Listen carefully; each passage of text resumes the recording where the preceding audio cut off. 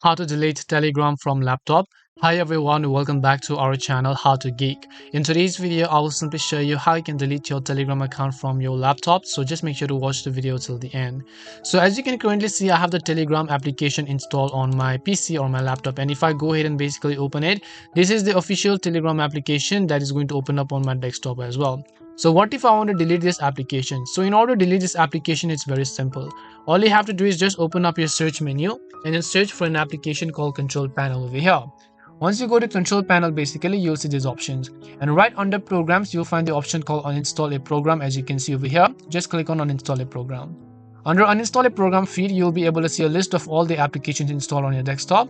You simply want to go to Telegram desktop, as you could see, and once you go to Telegram desktop, just click on the option called Uninstall from the top.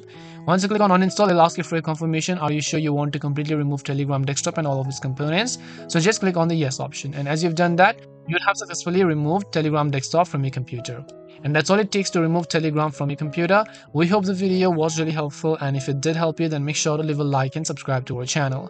If you have got any more questions, feel free to leave them down. Thank you very much for watching, and see you in the next video.